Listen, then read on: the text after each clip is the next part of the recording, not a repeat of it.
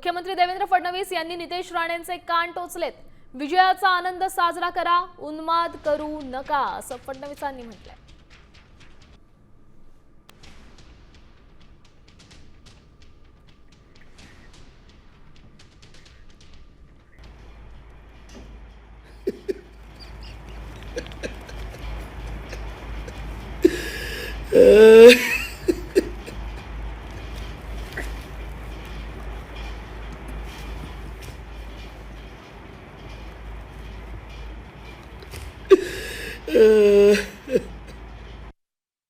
जिंकण्याचा आनंद आपण व्यक्त केला पाहिजे, पण कुठल्याही परिस्थितीत आपला आनंद हा कोणाला उन्माद वाटेल असा प्रकारे आपण ते करू नये।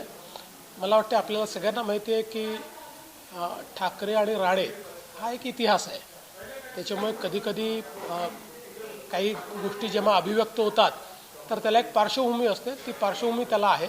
इतका सुंदर विजय मिळालेला आहे, याचा आनंद जरूर मनवा, पण त्याचा उन्माद करू नका।